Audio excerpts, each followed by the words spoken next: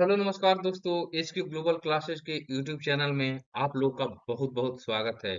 दोस्तों, आज हम आपके लिए एक और बहुत ही महत्वपूर्ण क्लास को लेकर आए हैं, जिसमें हम लोग बिहार दरोगा का प्रैक्टिस सेट देखेंगे। पिछली वीडियो में हमने आप लोग के लिए बिहार दरोगा का प्रैक्टिस सेट 1 जो है अपने चैनल पर उपलब्ध करा दिया हूँ। तो आज हम लोग प्रैक्टिस सेट 2 को देखेंगे और बहुत ही शानदार 100 प्रश्नों का दोस्तों ये संग्रह है। तो आप लोग के लिए ये एक-एक प्रश्न जो है अलग-अलग किताबों से बिल्कुल सिलेबस के अनुसार चुन-चुन कर लाना पड़ता है। तो इसमें थोड़ा-सा देर हो जाता है, जिसके लिए आप लोग थोड़ा-सा आप लोग को मुझे वेट कराना पड़ जाता है। तो आप लोग बस चैनल पर अपना प्यार दिखाते रहिए और इसी तरह लाइक, शेयर और सब्सक्राइब करके मेरे मोटिवेशन को हाई रखिए। अभी दोस्तों आप लोग के लिए मैं बिहार एसएससी के लिए भी आप लोग के लिए प्रैक्टिस सेट उपलब्ध करा रहा था। लेकिन अभी हाल-फिलहाल में ही अभी जो नोटिस निकला है बीपीएसएससी के द्वारा, यानी कि ये बिहार दरोगा के लिए जो अपडेट अभी ये है, 1 तारीख से 1 दिसंबर से आप लोगों की एडमिट कार्ड जो है वो आप लोगों के आयोग पर आयोग के वेबसाइट पर आप लोग के लिए उपलब्ध हो जाएगा और 17 दिसंबर से परीक्षा होने की प्रबल संभावना है। ऐसा आप लोग को ये जो नोटिफिकेशन अभी दिया गया है कुछ दिन पहले, ऐसा दावा किया जा रहा है। तो इसी को मद्देनजर देखते हुए आप लोग को लगातार प्रैक्टिस सेट जो है इसके ग्लोबल क्लासेस पर आप लोग को मिलते रहेगा। तो दोस्त आप लोग वीडियो के अंत तक बने रहिएगा, बहुत ही महत्वपूर्ण प्रश्न है।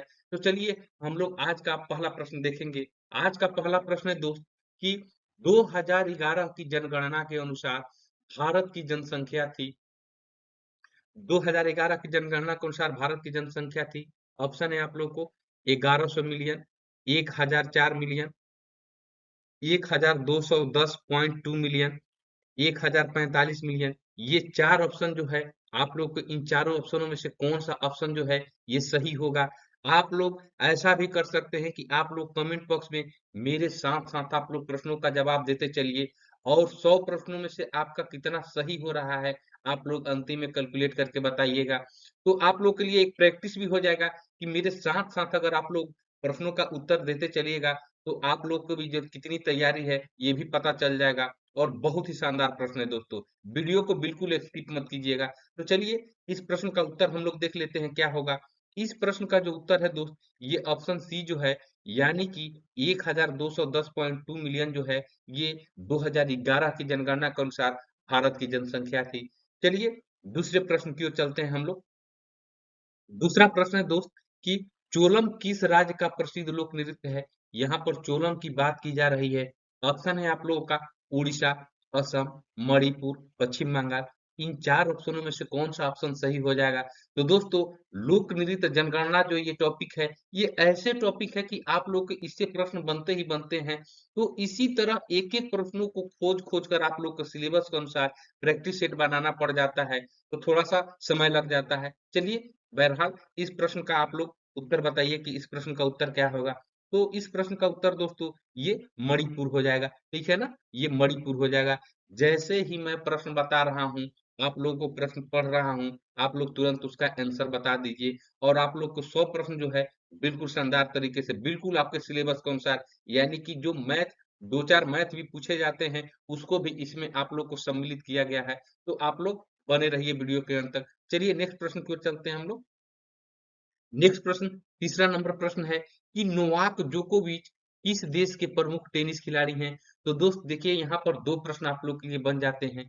एक नोवाक जोकोविच जो है ऐसे प्रश्न पूछ सकता है कि नोवाक जोकोविच कौन से खेल खेलते हैं या किस खेल के खिलाड़ी हैं? ऑप्शन दे देगा फुटबॉल, टेनिस, क्रिकेट करके। तो ये दोस्तों ये बहुत ही फेमस टेनिस खिलाड़ी हैं और इन्हीं का पूछ रहा है कि ये किस देश के हैं?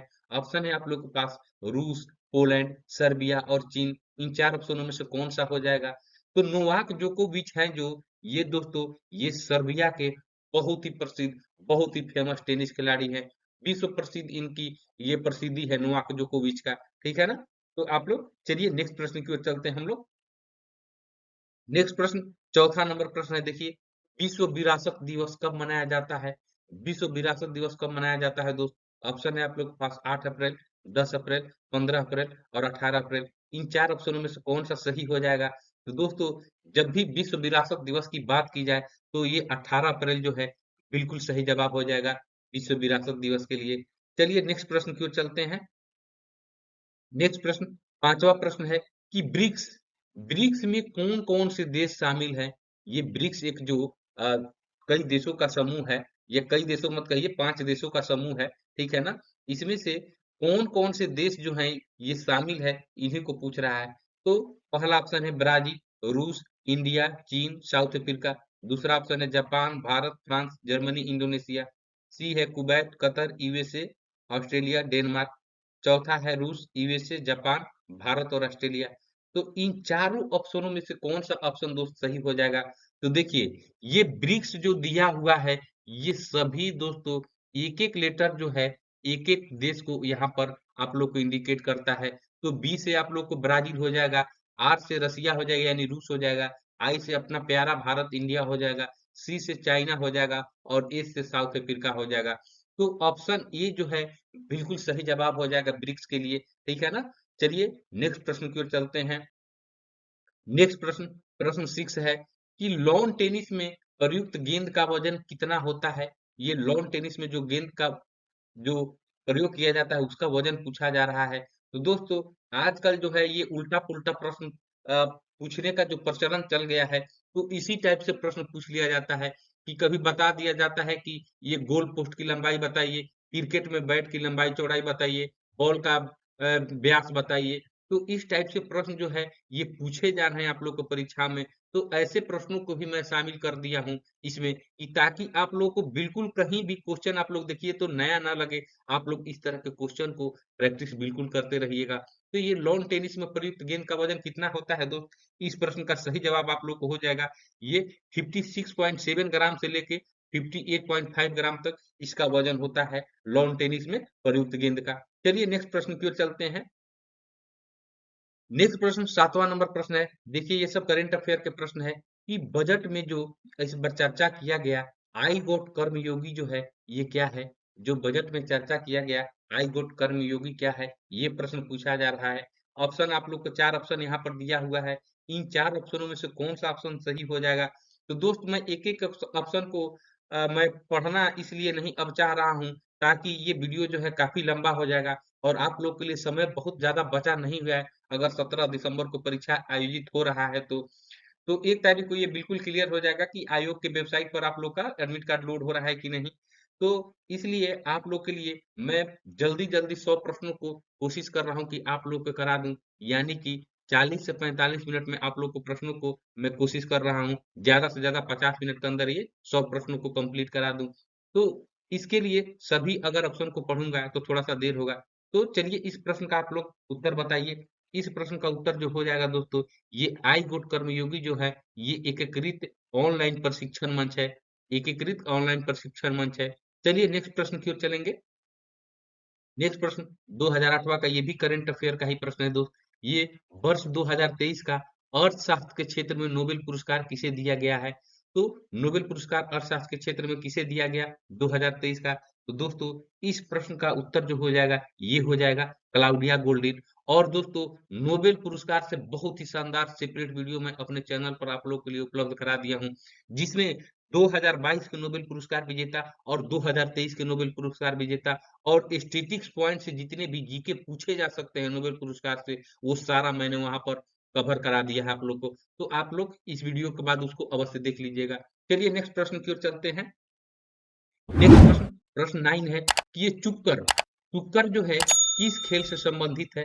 ऑप्शन है यहाँ पर चुक्कर जो है ये किस खेल से संबंधित है? दोस्तों ये एक शब्दावली है चुक्कर, तो किस खेल से संबंधित है? इस प्रश्न का उत्तर क्या हो जाएगा? तो चुक्कर जो है ये पोलो से संबंधित है दोस्तों। किससे संबंधित है? पोलो से संबंधित है। चलिए नेक्स्ट प्रश्न की ओर चलेंगे हम लोग। प्रश्न 10वां नंबर है कि एशियाई खेल, देखिए ये भी करंट अफेयर का प्रश्न आ गया कि एशियाई खेल 2023 में भारतीय घुड़सवारी टीम ने कितने वर्षों के बाद घुड़सवारी में स्वर्ण पदक जीता? बहुत ही इंपॉर्टेंट क्वेश्चन दोस्तों। इसको वेरी वेरी इंपॉर्टेंट में रख लीजिए कि ये एशियाई खेलों से पहले तो मैं आप लोग को ये बता दूं कि एशियाई खेलों से एक सेपरेट वीडियो मैं अपने चैनल पर आप लोगों के लिए इसके लिए भी उपलब्ध करा दिया हूँ। तो एक-एक चैनल बोल रहे हैं सॉरी, एक-एक टॉपिक जो है आप लोगों के लिए जो महत्वपूर्ण होते हैं, उसको मैं बहुत जल्द से जल्द अपने चैनल पर लाने की कोशिश करता हूँ और ये सब आप लोग के टॉपिक पर सेपरेट वीडियो मैं आप लोग के लिए उपलब्ध करा दिया हूँ। तो कितने वर्षों के बाद स्वर्ण पदक जीता दोस्तों? तो इस प्रश्न का उत्तर हो जाएगा, ये 41 वर्ष हो जाएगा। क्या हो जाएगा? 41 वर्ष के बाद एशियाई खेलों में भारतीय घुड़सवारी टीम ने स्वर्ण पदक जीता है। ठीक है? चलिए नेक्स्ट प्रश्न की ओर चलेंगे। प्रश्न 11 नंबर देखिए कि किस राज्य सरकार ने महिलाओं के लिए कार्यस्थल को सुरक्षित बनाने के उद्देश्य से साहस पहल की शुरुआत की है। ये साहस जो है दोस्तों एक पहल की शुरुआत की गई है। किस सरकार के द्वारा ये शुरुआत की गई है जो महिलाओं के कार्यस्थल को सुरक्षित बनाना इसका उद्देश्य है। तो ऐसे भी प्रश्न पूछ सकता है कि ये जो साहस पहल है वो उसका उद्देश्य क्या है? तो आप लोग ये ज़रूर याद रखिएगा, ये राज्य सरकार ने कौन से राज्य सरकार? तो दोस्तों ये तेलंगाना की सरकार ने महिलाओं के कार्यस्थल को सुरक्षित बनाने के उद्देश्य से ये साहस पहल की शुरुआत की है। तो इसको आप लोग अच्छे तरीके से देख लीजिएगा। चलिए नेक्स्ट प्रश्न की ओर चलेंगे। नेक्स्ट प्रश्न 12 नंबर प्रश्न है कि निकहत जरीन किस खेल से संबंधित है? निकहत जरीन किस खेल से संबंधित है दोस्त? ये प्रश्न है। तो ऑप्शन है आप लोग के पास टेनिस, कुश्ती, मुक्केबाजी, बैडमिंटन। इन चारों ऑप्शनों में से कौन सा हो जाएगा सही? तो दोस्तों निकहत जरीन की बात की जाए तो ये मुक्केबाजी से संबंधित है। मुक्केबाजी खेल से ये संबंधित है निकहत जरीन, ये खिलाड़ी हैं। ठीक है ना? चलिए नेक्स्ट प्रश्न की ओर चलेंगे। प्रश्न 13 है कि मीर कासिम का किला बिहार के किस जिले में है? ये मीर कासिम का किला पूछा जा रहा है। तो दोस्तों आप लोग के बिहार में जो प्रश्न बिहार से जितने भी परीक्षाएं आयोजित की जाती है उसमें बिहार के प्रश्नों का योगदान जरूर रहता है। 5, 6 या 10 भी कभी-कभी प्रश्न पूछ लिए जाते हैं। तो आप लोग के लिए बिहार से भी प्रश्नों को मैं इसमें सम्मिलित किया हूँ। यानी कि आप लोगों को बिल्कुल एकदम रियल वाला जो फीलिंग होता है ना प्रश्न का एकदम बिल्कुल ऐसे ही प्रैक्टिस सेट में बनाकर आप लोग के लिए उपलब्ध कराया हूँ और यही मेरा उद्देश्य रहता है और यही टॉप क्लास की कंटेंट जो है इसके ग्लोबल क्लासेस पर आप लोग को हमेशा मिलता रहता है। बस आप लोग मेरी मोटिवेशन को दोस्तों लाइक शेयर और सब्सक्राइब करके आप लोग चैनल पर अगर नए हैं तो सब्सक्राइब करके और बेल बटन को ऑन कर लीजिएगा। तो आप लोग लाइक शेयर और सब्सक्राइब करते रहिए और कमेंट बॉक्स में अपने मार्क्स को शेयर करना ना भूलिए ताकि यही मेरा जो है मोटिवेशन का जो मेन रीजन है जो मैं अगला वीडियो लेकर आता हूँ तो यही से मोटिवेशन जो है मुझे प्राप्त होती है और दोस्तों आप लोग के लिए इतना शानदार शानदार वीडियो मैं आप लोग के लिए बनाता हूँ टॉप लेवल का कंटेंट आप लोग को प्रोवाइड कराता हूँ तो आप लोगों में से जो दोस्त आप लोग को अच्छा लग रहा है ये वीडियो मेरे चैनल पर पढ़ाई हुई चीजें अच्छे लग रही है तो आप लोग सुपर थैंक्स के माध्यम से भी इस चैनल को सपोर्ट कर सकते हैं ज्वाइन बटन के माध्यम से भी चैनल को सपोर्ट कर सकते हैं आप लोग को देखिए नीचे ये ज्वाइन बटन है और बगल में ही सुपर थैंक्स का ये बटन है तो उसको आप लोग अपने स्वेच्छा के अनुसार से कर सकते हैं चैनल को सपोर्ट और यही जो है ये जो है आप लोग को ये इसी तरह के वीडियो जो है आप लोग को चैनल पर हमेशा मिलते रहेगा तो इस प्रश्न का उत्तर बताइए आप लोग कि मीर कासिम का किला बिहार के किस जिले में है तो दोस्त मीर कासिम का जो किला है ये बिहार के मुंगेर जिला में है कहाँ पर है दोस्तों ये मुंगेर में है चलिए नेक्स्ट प्रश्न की ओर चलेंगे नेक्स्ट प्रश्न नंबर 14 है कि छोटा नागपुर के पठार से निकलने वाली निम्नलिखित में से कौन सी नदी है ये चार नदी दिया गया है फल्गु पुनपुन सोन और महानंदा इन चार ऑप्शनों में से कौन सा सही हो जाएगा तो दोस्त ये फल्गु नदी जो है दोस्तों ये छोटा नागपुर के पठार से निकलने वाली नदी है चलिए नेक्स्ट प्रश्न की ओर चलेंगे प्रश्न 15 नंबर है कि बिहार के प्रथम मुख्यमंत्री श्री कृष्ण सिंह का जन्म कहाँ हुआ था तो दोस्तों यहाँ पर देखिए दो प्रश्न बन गए आप लोगों को कि बिहार के प्रथम मुख्यमंत्री कौन थे तो ये श्री कृष्ण सिंह थे और इनका जन्म कहाँ हुआ था ये प्रश्न पूछा जा रहा है तो दोस्त श्री कृष्ण सिंह जी का जन्म जो है ये मावोर में हुआ था कहाँ पर हुआ था दोस्तों ये मावोर में हुआ था ठीक है चलिए नेक्स्ट प्रश्न की ओर चलेंगे प्रश्न 16 है कि मलमास मेला जो है का आयोजन बिहार में कहाँ किया जाता है तो अभी कुछ ही दिन पहले दोस्तों ये मलमास मेला का जो है आयोजन किया गया था और ये बहुत ही फेमस मेला है और ये दोस्त मेरे ये राजगीर में लगता है कहाँ पर लगता है मलमास मेला दोस्तों इसका आयोजन ये राजगीर में होता है राजगीर में होता है चलिए नेक्स्ट प्रश्न की ओर चलेंगे प्रश्न 17 नंबर है कि गुरु गोविंद सिंह की माता का नाम क्या था? गुरु गोविंद सिंह जी के माता का नाम पूछा जा रहा है। तो दोस्त, आप लोग को प्रश्नों का जो है वैरायटी देखकर ही आप लोग को पता चल जा रहा होगा कि एक-एक प्रश्न कई जगहों से ये आप लोग के कई बुक जो है मेरे पास जो है, ये लुसेंट का ऑब्जेक्टिव कह लीजिए, क्राउन कह लीजिए और एसएससी की एक सेपरेट बुक है और और आप लोग के लिए ये वन लाइनर बुक है। तो इन सब बुकों से ये प्रश्न को एक-एक करके आप लोग को बिल्कुल सिलेबस को सामने रखकर इन प्रश्नों को आप लोग के समक्ष में लेकर आता हूँ। तो आप लोग के लिए काफ़ी चैनल पर मेहनत की जाती है। चलिए इस प्रश्न का उत्तर बताइए। इस प्रश्न का उत्तर हो जाएगा ये माता गुजरी जो है, ये माता गुजरी जो है, ये गुरु गोविंद सिंह जी की माता का नाम था। ठीक है ना? चलिए नेक्स्ट प्रश्न की ओर चलेंगे। नेक्स्ट प्रश्न 18 नंबर प्रश्न है कि व्यपगत का सिद्धांत जो है से कौन संबंधित रहा है? व्यपगत का सिद्धांत यानी कि इसको दोस्तों ये आप लोग बहुत ही फेमस क्वेश्चन है और ये संबंधित किससे है? ये आप लोग को लॉर्ड डलहौजी जो है ये व्यपगत का सिद्धांत जो है इन्हीं से संबंधित है। तो इसको आप लोग याद रखिएगा। चलिए नेक्स्ट प्रश्न की ओर चलेंगे हम लोग। प्रश्न 19 है कि जूट के उत्पादन में बिहार का कौन सा जिला अग्रणी है? जूट के उत्पादन में कौन सा बिहार का जिला अग्रणी है? अभी हाल फिलहाल की बात की जा रही है दोस्तों। ये आप लोग पुराने बुक का आप लोग आंसर मत देख लीजिएगा, नहीं तो वहां पर आप लोग को कुछ और आंसर देखने को मिल जाएगा। हो सकता है कि वहां पर आप लोग को किशनगंज देखने को मिल जाए, लेकिन इस प्रश्न का सही जवाब जो हो जाएगा दोस्तों, ये पूर्णिया हो जाएगा। जूट के उत्पादन में बिहार का जो पूर्णिया जिला जो है अभी अग्रणी में है, अग्रणी स्थान रखता है। ठीक है?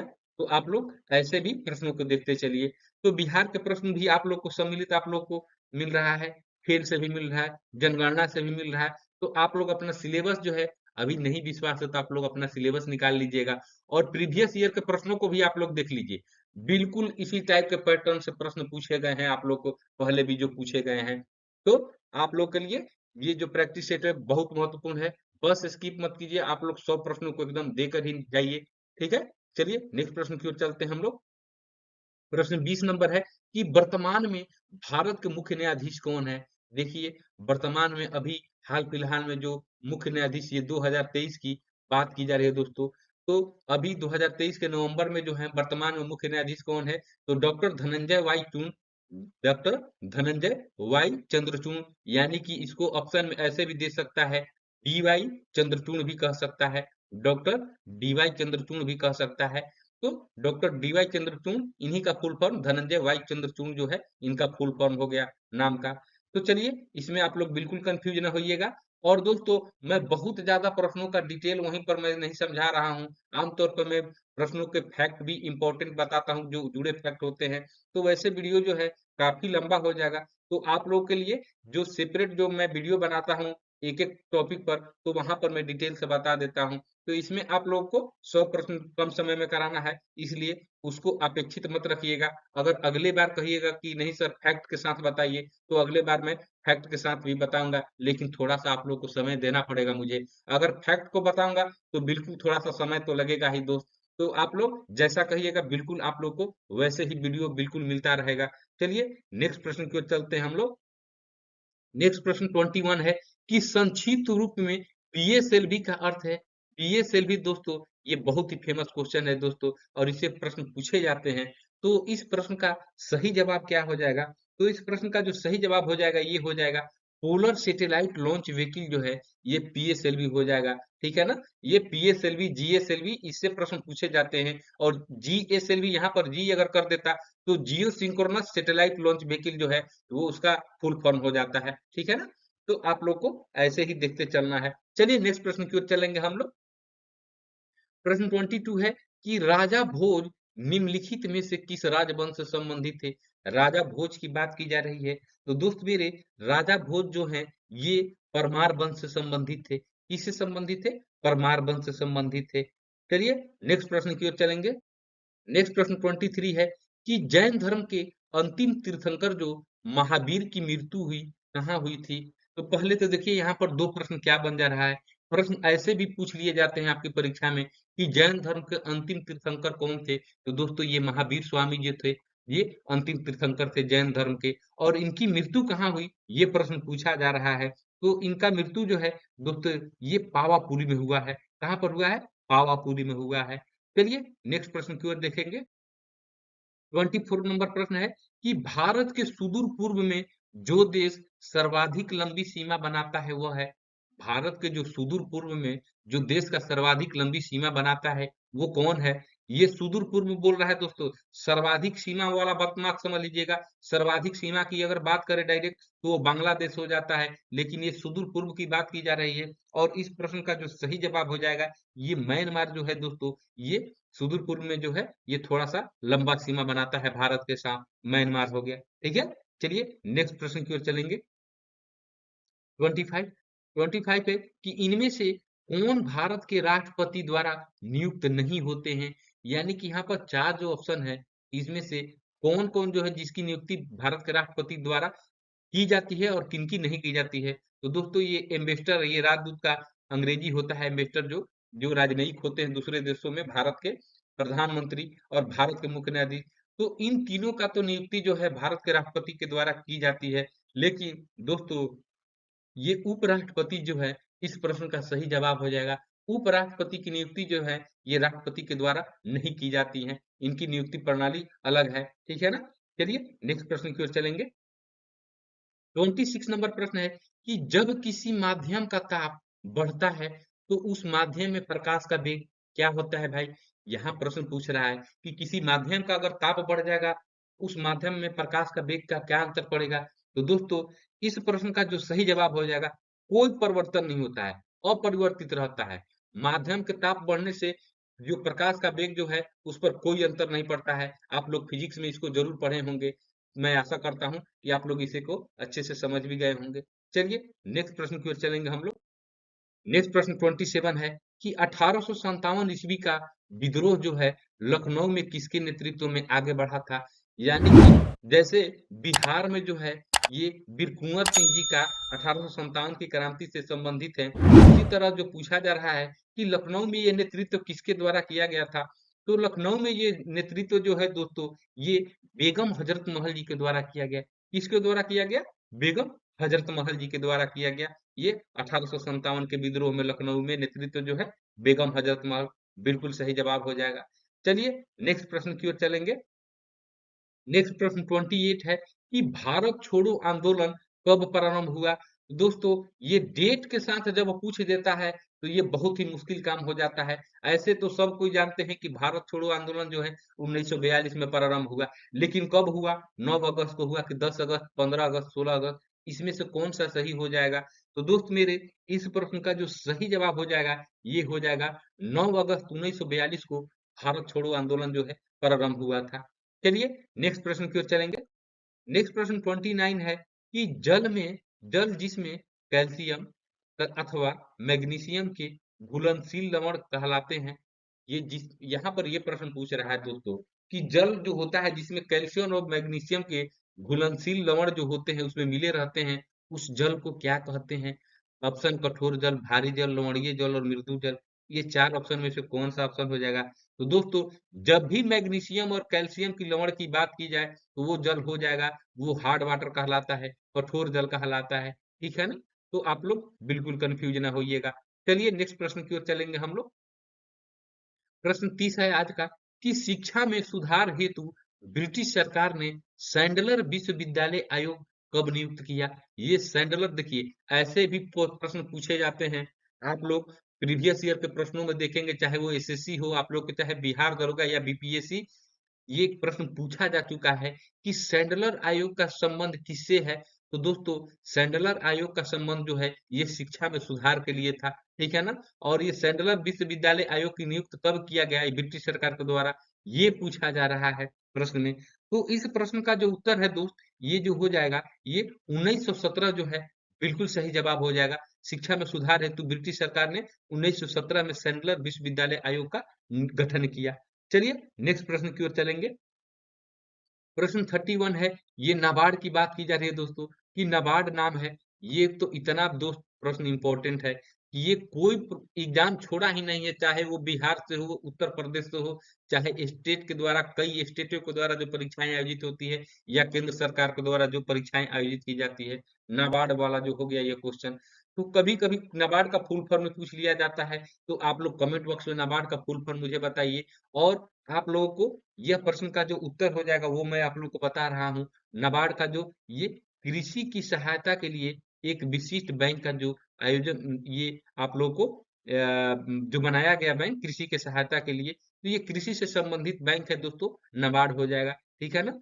तो आप लोग नाबार्ड का फुल फॉर्म और नाबार्ड की नियुक्ति नाबार्ड की स्थापना कब की गई, तो आप लोग इसको कमेंट बॉक्स में लिखिएगा, ताकि आप लोग को जो तैयारी कैसी चल रही है मुझे भी पता चलना चाहिए। और आप लोग को दोस्त इंटरेक्शन जो हम लोग के बीच में जो बनता है वो आप लोग को इसी तरह बना रहेगा।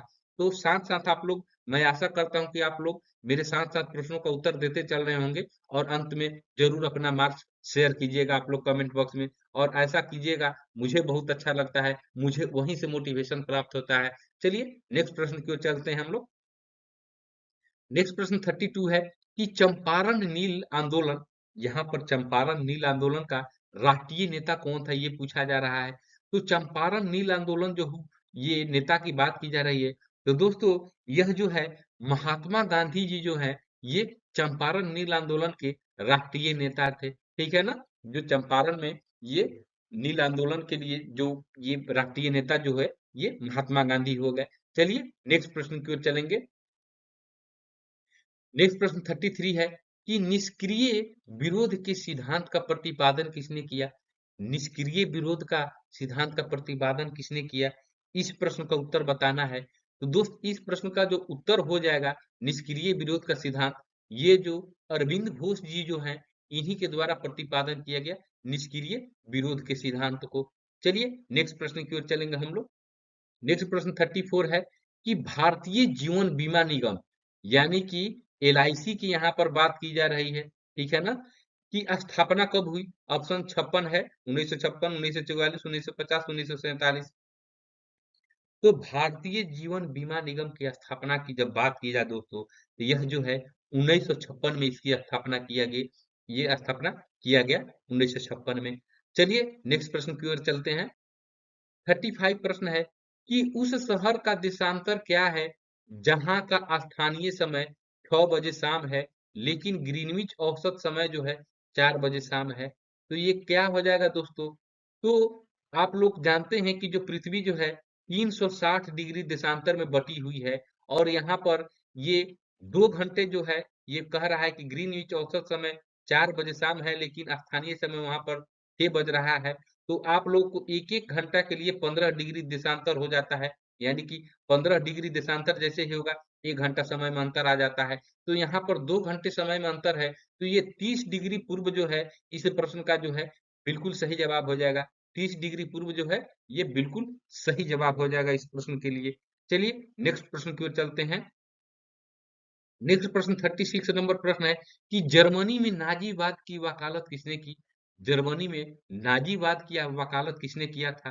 तो दोस्त यह तो बहुत फेमस क्वेश्चन हो गया, और ये एडोल्फ हिटलर के द्वारा नाजीवाद का संस्थापक कह लीजिए या नाजीवाद की वकालत कह लीजिए, ये एडोल्फ हिटलर के द्वारा किया गया जर्मनी में। ठीक है ना?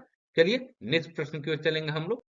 नेक्स्ट प्रश्न 37 है कि संयुक्त राष्ट्र संघ के कितने अंग है। संयुक्त राष्ट्र संघ जो है दोस्तों, यह जब द्वितीय विश्व युद्ध के बाद कोई अन्य विश्व युद्ध ना हो उसके लिए एक संघ बना, और वो संघ जो है संयुक्त राष्ट्र संघ के नाम से जाना जाता है। और यह जो है 1945 में इसकी स्थापना हुई थी। तो यही पूछा जा रहा है कि संयुक्त राष्ट्र संघ के कितने अंग है, ये प्रश्न पूछा जा रहा है। तो इस प्रश्न का सही जवाब क्या हो जाएगा? तो दोस्तों संयुक्त राष्ट्र संघ के 6 अंग है। कितने हैं? 6 अंग है। ठीक है ना? चलिए नेक्स्ट प्रश्न की ओर चलेंगे। नेक्स्ट प्रश्न 38 है कि सिंधु घाटी सभ्यता के लोग पूजा करते थे। सिंधु घाटी सभ्यता के लोग पूजा करते थे, भाई किसकी पूजा करते थे सिंधु घाटी सभ्यता के लोग? ऑप्शन है ब्रह्मा की, विष्णु की, पशुपति की, इंद्र और वरुण की। ये ऑप्शन चारों में से कौन सा सही हो जाएगा? तो दोस्त मेरे, ये सिंधु घाटी सभ्यता में लोग जो है ये पशुपति की पूजा करते थे। किसकी पूजा करते थे? पशुपति की पूजा करते थे। चलिए नेक्स्ट प्रश्न की ओर चलेंगे। नेक्स्ट प्रश्न 39 है कि निम्नलिखित में से किसकी वेधन क्षमता सबसे उच्च है। ये वेधन क्षमता की बात की जाए, अल्फा किरण, बीटा किरण, गामा और delta, alpha beta gamma delta में से किसका सबसे वेधन क्षमता अधिक हो जाएगा? तो दोस्त मेरे, ये गामा किरणें जो है इनकी वेधन क्षमता जो है बहुत अधिक होती है, ठीक है ना? गामा किरण जो है, ये बिल्कुल सही जवाब हो जाएगा। प्रश्न 40 नंबर देखिए कि अन्य बातें समान होने पर, दोस्तों यह इकोनॉमिक्स से क्वेश्चन है, ये अर्थशास्त्र से क्वेश्चन है कि अन्य बातें समान होने पर किसी वस्तु की मांग की मात्रा में कमी किस कारण से हो सकती है? यानी कि सभी चीजें अगर सामान्य हो तो किसी वस्तु की मांग में कमी आ जाती है, यानी कि उसका कम डिमांड हो जाता है, तो ये किस कारण से हो सकता है? तो दोस्तों ये तो सीधी सीधी बात है कि जब किसी भी वस्तु का मूल्य बहुत ज़्यादा बढ़ जाता है, तो उसकी माँग में जो है कमी हो जाती है। ये अर्थशास्त्र का बहुत ही इम्पोर्टेंट पॉइंट है दोस्तों, आप लोग कहीं नोट कर लीजिएगा कि जब भी बातें सब कुछ समान हो, तो माँग की मात्रा में कमी कब होगी? जब उसकी वस्तु की कीमत में वृद्धि होगी। अब माँग की अधिक मात्रा कब होगी? जब वस्तु की कीमत में कमी होगी। यानी कि सपोज़ कर लीजिए आप लोग चीनी से ही आप लोग सपोज़ कर लीजिए कि अगर चीनी ₹40 किलो है और 40 से 60 रुपए किलो कर दिया जाए, तो थोड़ा चीनी में कटौती आप लोग करने लगिएगा और जैसे ही 40 से अगर 20 रुपए केजी हो जाए, तो थोड़ा-सा उसका जो आप लोग का जो है डिमांड जो है ज़्यादा हो जाता है, जल्दी-जल्दी आदमी कंज़्यूम करने लगता है, ठीक है ना? तो ऐसे चीज़ें होती है, मैं एक एग्ज़ाम्पल के तौर पर आप लोग को बताया हूँ, आप लोग अन्यथा इसको मत लीजिएगा कि यही इसका एग्ज़ाम्पल हुआ। तो ऐसे आप लोग को समझिए इससे कि जब भी कीमत में वृद्धि होगी, तो माँग में कमी होगी और जो वस्तु की कीमत में कमी होगी तो मांग में वृद्धि होगी। ऐसे ये इकोनॉमिक्स का चलते रहता है। चलिए नेक्स्ट प्रश्न की ओर चलेंगे हम लोग। प्रश्न 41 है कि पिट्स इंडिया एक्ट के अंतर्गत निम्नलिखित में से किसे स्थापित किया गया? पिट्स इंडिया एक्ट बहुत फेमस दोस्तों क्वेश्चन है पिट्स इंडिया एक्ट से। तो इसके अंतर्गत किसे स्थापित किया गया? चार ऑप्शन है नियंत्रण बोर्ड, राजस्व बोर्ड, स्थायी परिषद, निदेशकों की अदालत। तो इस प्रश्न का जो सही जवाब हो जाएगा दोस्तों, पिट्स इंडिया एक्ट के द्वारा जो है ये नियंत्रण बोर्ड की स्थापना की गई, ठीक है ना? नियंत्रण बोर्ड की स्थापना की गई। प्रश्न 42 है कि बेरी-बेरी खुराक में किसकी कमी की वजह से होता है? बेरी-बेरी खुराक नहीं, बेरी-बेरी एक आप लोग को बीमारी हो जाता है बेरी-बेरी। तो बेरी-बेरी खुराक में किसकी कमी की वजह से होता है? ये बेरी-बेरी किसकी कमी की यानी किस विटामिन की कमी से ये बेरी-बेरी रोग होता है? इसको सिंपल भाषा में समझिए। तो दोस्तों यह जो विटामिन बी जो है, विटामिन बी की कमी से ये दोस्तों ये बेरी-बेरी रोग जो है ये होता है। और विटामिन से जितने भी महत्वपूर्ण तत्व है जितने विटामिन के आप लोग को साइंटिफिक नेम हो गया, ठीक है ना? जैसे ए का विटामिन ए का आप लोग को रेटिनॉल हो गया, ठीक है ना? ऐसे जो चलते रहता है, आप लोग को पूरा डिटेल में वीडियो जो है अपने चैनल पर मैं उपलब्ध करा दिया हूँ। आप लोग वहाँ पर ज़रूर देख लीजिएगा कि उसके जो रासायनिक नाम हो गए, आप लोग को जितने कमी से होने वाले रोग, इसकी कमी से क्या रोग होता है, क्या खाकर उसको ठीक किया जाता है, सारा चीज़ वहाँ पर आप लोग को डिटेल में बताया गया है। तो आप लोग उस वीडियो को इस आप लोग चैनल पर देख लीजिएगा, चैनल के प्लेलिस्ट में वो वीडियो उपलब्ध है। चलिए नेक्स्ट प्रश्न की ओर चलेंगे। प्रश्न 43 है कि गरीबी हटाओ नारा जो है कौन सी योजना में शामिल किया गया था? ये जो योजना जो है हर एक जब भी पंचवर्षीय योजना बनता था दोस्तों, तो उसका एक उद्देश्य होता था, तो यही गरीबी हटाओ का जो नारा जो है, ये कि गरीबी को कम करना है, ये गरीबी हटाओ की जो नारा है, ये कौन-सी पंचवर्षीय योजना में दिया गया था? ये सिंपल वे में इस प्रश्न को समझिए। तो दोस्तों, ये 5वीं जो पंचवर्षीय योजना जब चल रही थी, ठीक है ना? तो उसी में गरीबी हटाओ और देश बचाओ का नारा दिया गया था। यहाँ पर एक चीज़ मैं छोड़ दिया हूँ, अधिकतर ऐसे ही प्रश्न पूछा जाता है गरीबी हटाओ, लेकिन पूरा अगर बात किया जाए कथन का, तो गरीबी हटाओ देश बचाओ का नारा जो है, ये 5वीं पंचवर्षीय योजना में दिया गया था। तो इसको आप लोग अच्छे से याद रखिएगा। चलिए नेक्स्ट प्रश्न की ओर चलेंगे। नेक्स्ट प्रश्न 44 नंबर है कि भारत के संविधान में संघीय शब्द का प्रयोग कहाँ पर हुआ? भारत के संविधान में संघीय शब्द का प्रयोग कहाँ हुआ? तो दोस्तों भाग 3 में हुआ, अनुच्छेद 368 में, कि संविधान में कहीं नहीं, कि प्रस्तावना में। इन चारों ऑप्शनों में से कहाँ पर संघीय शब्द का प्रयोग किया गया है? तो दोस्त मेरे इस प्रश्न का सही जवाब सी हो जाएगा। संविधान में संघीय शब्द का प्रयोग कहीं नहीं हुआ है, कहीं नहीं संघीय शब्द का प्रयोग हुआ है। तो इसका ऑप्शन जो है, इस प्रश्न का ऑप्शन जो है सी हो जाएगा। चलिए नेक्स्ट प्रश्न की ओर चलेंगे हम लोग। नेक्स्ट प्रश्न 45 है कि बिहार की वर्तमान सीमा और क्षेत्र बिहार को कब प्राप्त हुआ? यानी कि अभी करंट में जो बाउंड्री का जो बंटवारा हुआ है, वो कब कब ये लास्ट टाइम कब हुआ था? तो दोस्तों ये 15 नवंबर 2000 को जब बिहार से झारखंड अलग हुआ, तो उसी की जो ये 15 नवंबर 2000 को झारखंड अलग हुआ और यही जो है वर्तमान सीमा बिहार का है। वर्तमान सीमा और क्षेत्र जो है बिहार को प्राप्त हुआ 15 नवंबर 2000 को ये प्राप्त हुआ था। ठीक है ना? और झारखंड जो है बिहार से अलग हुआ था। चलिए नेक्स्ट प्रश्न की ओर चलेंगे। नेक्स्ट प्रश्न 46 है कि बिहार में स्थित महाजनपदों के बारे में जानकारी मिलती है। तो दोस्तों आप लोग को मालूम होगा कि जो 16 महाजनपद थे, ठीक है ना, 16 महाजनपद थे, तो उनकी ये 16 महाजनपदों की जानकारी जो है बिहार में किससे मिलती है? ये ऑप्शन है आप लोग को, चार ऑप्शन है: विनय पिटक, अंगुत्तर निकाय, कल्पसूत्र, दीर्घ निकाय। तो 16 महाजनपदों की जो सूचना जो है दोस्तों, ये अंगुत्तर निकाय से मिलता है। किससे मिलता है? अंगुत्तर निकाय से मिलता है। ठीक है, तो आप लोग इसको भी याद रखिएगा। चलिए नेक्स्ट प्रश्न की ओर चलेंगे। प्रश्न 47 है कि कुम्हारिया नामक प्रस्तावित न्यूक्लियर पावर प्लांट, बहुत ही इंपॉर्टेंट दोस्तों।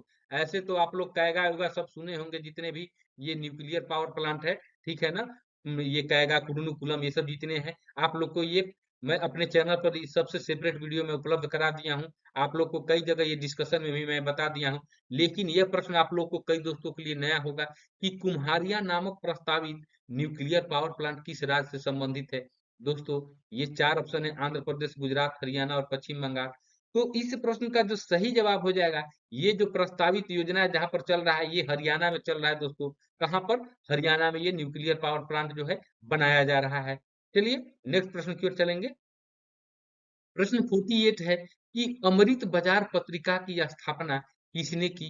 अमृत बाजार पत्रिका की बात की जा रही है दोस्त, तो अमृत बाजार पत्रिका की बात अगर किया जाए तो दोस्तों इस प्रश्न का सही जवाब हो जाएगा, ये शिशिर कुमार घोष के द्वारा ही अमृत बाजार पत्रिका की स्थापना की गई थी। ठीक है, चलिए नेक्स्ट प्रश्न की ओर चलेंगे। नेक्स्ट प्रश्न 49 है कि अमुक्त माल्यदा किसकी रचना है? ये अमुक्त माल्यदा जो है किसकी रचना है? कृष्णदेवराय, वत्सराज, खारवेल, अलसानी, पेदना। तो इन चारों ऑप्शनों में से कौन सा सही हो जाएगा? तो अमुक्त माल्यदा जो है दोस्तों, ये कृष्णदेवराय का बहुत ही फेमस क्वेश्चन है दोस्तों। इसको आप लोग इंपॉर्टेंट रख लीजिएगा, बहुत बार ये क्वेश्चन रिपीट किया है। ठीक है ना, तो ये कृष्णदेवराय की जो है ये रचना है। ठीक है, आप लोग इसको अच्छे तरीके से याद रख लीजिएगा। चलिए नेक्स्ट प्रश्न की ओर चलेंगे।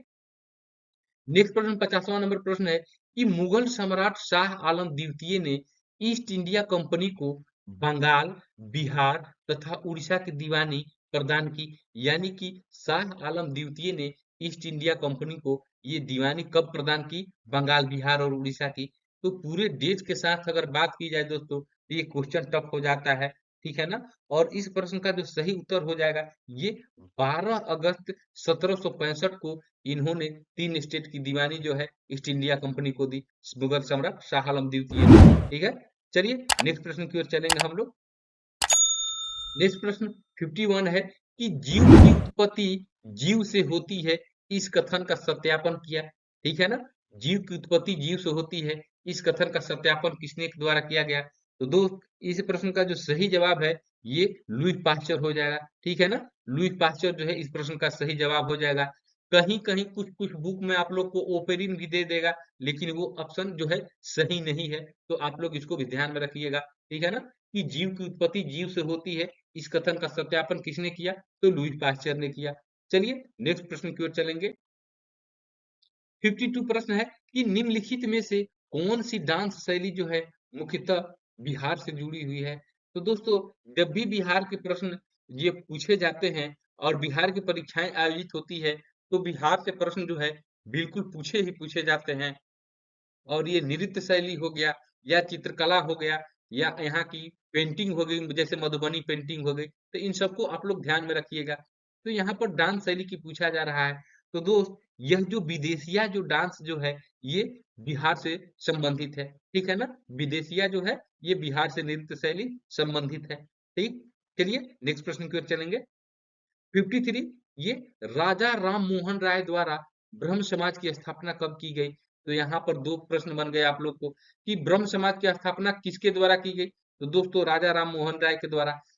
मैं जो बता रहा हूँ आप लोग को दोस्त, आप लोग बिल्कुल एक-एक चीज को ध्यान से देखिएगा, एक-एक मेरे बातों पर आप लोग गौर से सुनिएगा, क्योंकि आप लोगों को मैं प्रश्न का जो पैटर्न है, किस तरह परीक्षाओं में पूछे जाते हैं, वो आप लोग को मैं भली-भांति कई बुकों को देखकर, कई परीक्षाओं में खुद आप लोग के लिए इन प्रश्नों को प्रीवियस ईयर के प्रश्नों को देखकर मैं आप लोग के लिए ये प्रश्न बताता हूँ कि इस ऐसे प्रश्न जो हैं एसएससी में पूछे गए, रेलवे में पूछे गए, बैंक में पूछे गए, तो कैसे-कैसे प्रश्न पूछे जाते हैं, उस सबका वैरायटी में मैं यहाँ पर बता देता हूँ।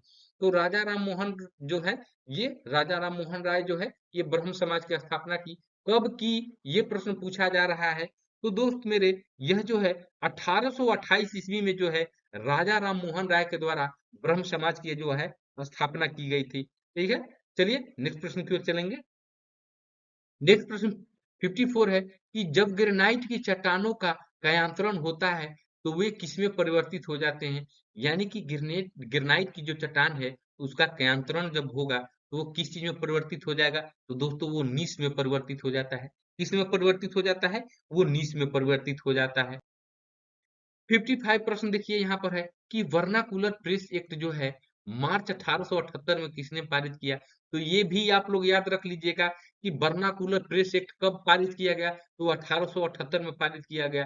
तो प्रश्न से प्रश्नों को कैसे बनाया जाता है आप लोग के लिए मैं बताते चल रहा हूँ। और दोस्तों, आज का क्लास कैसा आप लोग को लग रहा है? आप लोग कमेंट बॉक्स में अवश्य लिखिएगा, और चैनल पर नए हैं तो चैनल को जरूर दोस्त सब्सक्राइब कर लीजिएगा।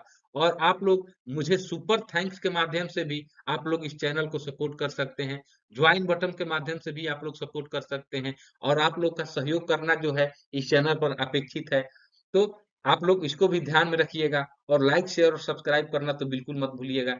तो वर्नाकुलर प्रेस एक्ट जो है ये 1878 में ये पारित किया गया, लेकिन किसके द्वारा पारित किया गया, ये प्रश्न पूछा जा रहा है।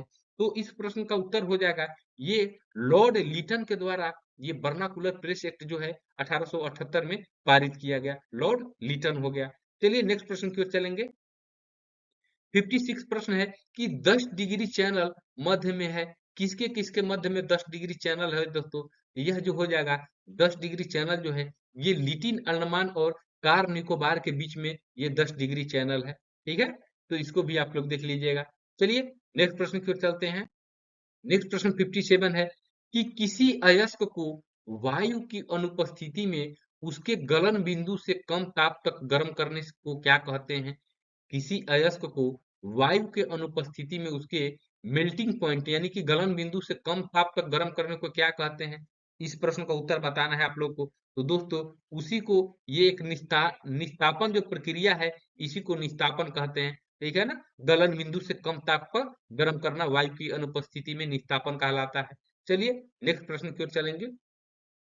58 प्रश्न है कि सिमलीपाल जैव संरक्षित क्षेत्र स्थित है। सिमलीपाल की बात की जा रही है दोस्तों, बहुत बार ये प्रश्न रिपीट करता है। सिमलीपाल हो गया, सुंदरबन हो गया, ठीक है ना? और अभी हाल फिलहाल में आप लोग को कुन्नो नेशनल पार्क जो ये चीता उता के लिए संबंधित था, तो इन सबको आप लोग देखते चलिएगा।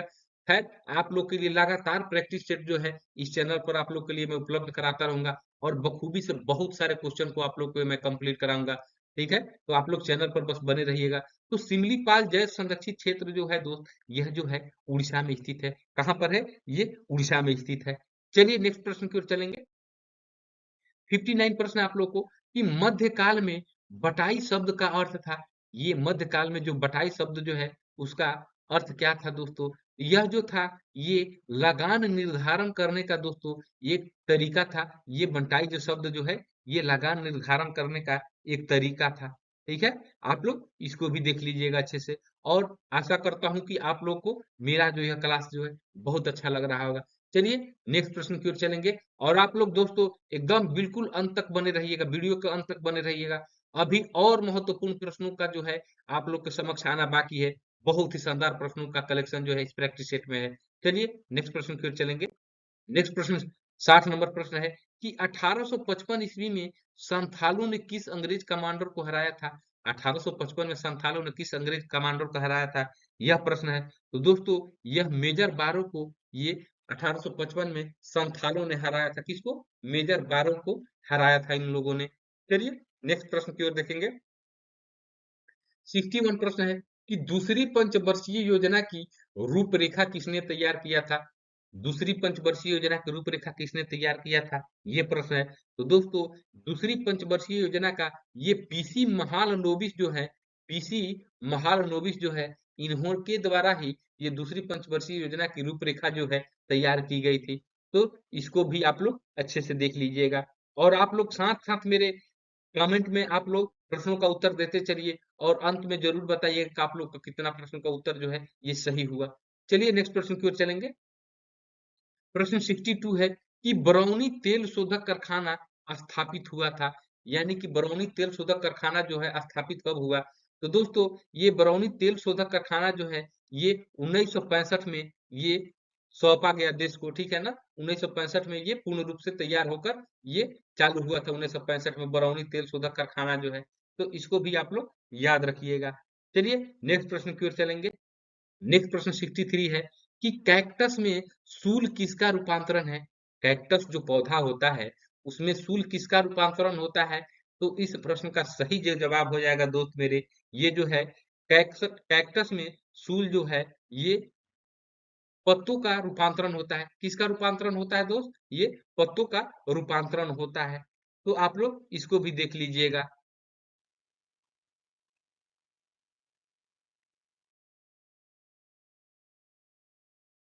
प्रश्न 64 है आप लोग के लिए।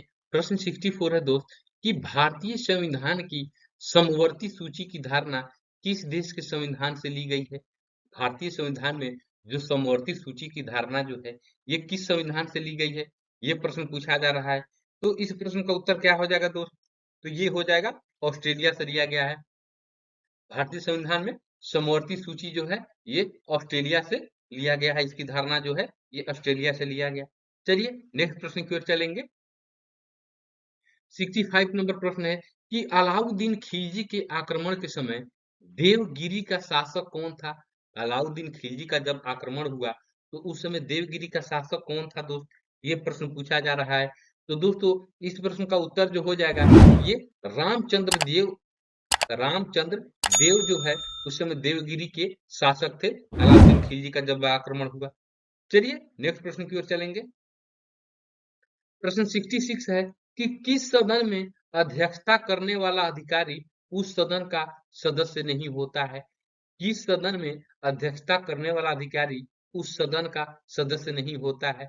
इस प्रश्न का उत्तर बताना है आप लोग को। तो इस प्रश्न का उत्तर जो हो जाएगा दोस्त ये राज्यसभा हो जाएगा, ठीक है ना। राज्यसभा हो जाएगा। तो आप लोग चलिए नेक्स्ट प्रश्न की ओर चलेंगे हम लोग। 67 प्रश्न है आप लोग का, 67वां प्रश्न आज का कि मौर्य काल में शिक्षा का सर्वाधिक प्रसिद्ध केंद्र था। मौर्य काल में शिक्षा का सर्वाधिक प्रसिद्ध केंद्र कौन था दोस्तों? ये प्रश्न है। तो दोस्तों, इस प्रश्न का उत्तर जो हो जाएगा ये तक्षशिला हो जाएगा। मौर्य काल में तक्षशिला जो है ये शिक्षा का सर्वाधिक प्रसिद्ध केंद्र था, ठीक है। चलिए नेक्स्ट प्रश्न की ओर चलेंगे। नेक्स्ट प्रश्न 68 है आप लोग को कि चंद्रगुप्त बसदी मंदिर कहाँ स्थित है? ये चंद्रगुप्त बसदी मंदिर, आप लोग कंफ्यूज न होइएगा, प्रश्न को पहले अच्छे से देखिए। चंद्रगुप्त बसदी मंदिर की बात की जा रही है। ऑप्शन है आप लोग के पास श्रवण बेलगोला, राजगीर, नालंदा और बोधगया। इन चार ऑप्शनों में से कौन सा सही हो जाएगा? तो दोस्त मेरे, ये चंद्रगुप्त बसदी मंदिर जो है ये कर्नाटक के श्रवण बेलगोला में स्थित है। कर्नाटक के श्रवण बेलगोला में ये स्थित है मंदिर। चलिए नेक्स्ट प्रश्न की ओर चलेंगे। 69 प्रश्न है कि विभ्रंश घाटी बनती है। विभ्रंश घाटी कैसे बनती है या कौन से विभ्रंश घाटी कहलाती है? तो दो भ्रंशों के बीच की जो घाटी होती है दोस्त, ये जो है विभ्रंश घाटी जो है उसी में बनती है। दो भ्रंशों के बीच में विभ्रंश घाटी बनती है। चलिए नेक्स्ट प्रश्न की ओर चलेंगे हम लोग। ये सब ज्योग्राफी से क्वेश्चन कुछ है, तो सभी प्रश्नों को आप लोग को बिल्कुल सिलेबस के अनुसार से इस प्रैक्टिस सेट में लिया गया है। और आप लोग दोस्त अभी तक चैनल को नहीं सब्सक्राइब किए हैं तो दोस्तों इतनी अच्छी अच्छी प्रैक्टिस सेट, इतने अच्छे अच्छे क्वेश्चन आप लोग के लिए मैं लेकर आता हूं, और इतना जो मेहनत आप लोग के लिए होता है, तो एक लाइक शेयर और सब्सक्राइब तो बिल्कुल बनता ही है। और आप लोग सुपर थैंक्स के माध्यम से भी इस चैनल को सपोर्ट कर सकते हैं, जो कि आप लोग के द्वारा अपेक्षित है। चलिए नेक्स्ट प्रश्न की ओर चलेंगे। प्रश्न नंबर 70 है कि अंग्रेजी भारतीय सेना में चर्बी वाले कारतूस से चलने वाली इनफील्ड राइफल कब शामिल की गई? यानी कि जो चर्बी वाली कारतूसों से चलने वाली इनफील्ड राइफल थी, वो कब शामिल किया गया अंग्रेजों द्वारा भारतीय सेना में? तो इस प्रश्न का उत्तर क्या हो जाएगा? तो दोस्त यह जो है दिसंबर 1856 में ये शामिल किया गया, ठीक है ना? दिसंबर 1856 में इसको शामिल किया गया। 71 प्रश्न आप लोगों को कि हिमालयी पर्वत श्रृंखला किसका उदाहरण है? ये जो हिमालय पर्वत श्रृंखला जो है, ये किसका उदाहरण है? बलित पर्वत, ज्वालामुखी पर्वत, अवशिष्ट पर्वत और ब्लॉक पर्वत किसका उदाहरण है दोस्त? ये हिमालय पर्वत श्रृंखला। तो दोस्त मेरे यह जो हो जाएगा बलित पर्वत का ये उदाहरण है।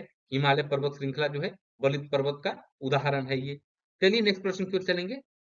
नेक्स्ट प्रश्न 72 है कि श्वेत प्रकाश को नली में से कैसे पैदा करते हैं? श्वेत प्रकाश को नली में कैसे पैदा करते हैं? ये प्रश्न है। इस प्रश्न का जवाब देना है। ये 4 ऑप्शन आप लोग के पास है और इन चारों ऑप्शनों में से कौन सा सही हो जाएगा? तो श्वेत जो प्रकाश है दोस्तों, उसको नली में तंतु को गर्म करके जो है पैदा किया जाता है। ये जो तंतु होते हैं उसको गर्म करके तो ये पैदा किया जाता है श्वेत प्रकाश को नली में। चलिए नेक्स्ट प्रश्न की ओर चलेंगे। 73 नंबर प्रश्न है कि फासिज में विश्वास करता है। फासिज में जो है विश्वास करता है, किस चीज में विश्वास करता है? ऑप्शन है इसके, ये 4 ऑप्शन जो है, इन 4 ऑप्शनों में से क्या हो जाएगा? तो फासिज में जो है दोस्तों, यह एक दल की प्रणाली में जो है, ये विश्वास करता है। फासिज में जो है, ये एक दल की प्रणाली में विश्वास रखता है। 74 प्रश्न है कि धन विधेयक पारित करने के लिए राज्यसभा को कितना समय दिया जाता है? धन विधेयक को जब राज्यसभा में आप लोग को दोस्तों विधेयक जब लाया जाता है तो राज्यसभा कितना समय मैक्सिमम ले सकता है? तो दोस्तों राज्यसभा को दिया गया समय जो है वो आप लोग को 14 दिन में जो है उसको धन विधेयक को पारित करने के लिए ये राज्यसभा को दिया जाता है समय 14 दिन जो है। इसका सही जवाब हो गया। चलिए नेक्स्ट प्रश्न 75 कि भारत के संविधान का निम्न में से कौन सा अनुच्छेद जो है प्रेस की स्वतंत्रता से संबंधित है? प्रेस की स्वतंत्रता बहुत ही फेमस क्वेश्चन दोस्तों। तो प्रेस की स्वतंत्रता जो है ये अनुच्छेद जो है ये 19 से संबंधित है। अनुच्छेद 19 से जो है ये प्रेस की स्वतंत्रता जो है ये संबंधित है। चलिए नेक्स्ट प्रश्न की ओर चलेंगे। 76 प्रश्न है कि 14 वाणिज्य बैंकों का कब राष्ट्रीयकरण हुआ था? तो दोस्त ये बहुत ही फेमस क्वेश्चन है कि ये पहली बार जो है 14 वाणिज्य बैंकों का राष्ट्रीयकरण एक साथ हुआ और वह कब हुआ ये प्रश्न पूछा जा रहा है। तो दोस्त मेरे इस प्रश्न का उत्तर हो जाएगा ये 1969 में जो है 14 वाणिज्य बैंकों का राष्ट्रीयकरण हुआ था एक साथ। चलिए नेक्स्ट प्रश्न की ओर चलेंगे। 77 प्रश्न है कि एक वस्तु इतनी दूरी तय करती है जो सीधे समय के वर्ग के समानुपातिक हो तो उसका त्वरण है। एक वस्तु इतनी दूरी तय करती है जो सीधे समय के समानुपातिक हो, इसका त्वरण है। क्या हो जाएगा भाई, उसका त्वरण क्या हो जाएगा? ये प्रश्न पूछा जा रहा है।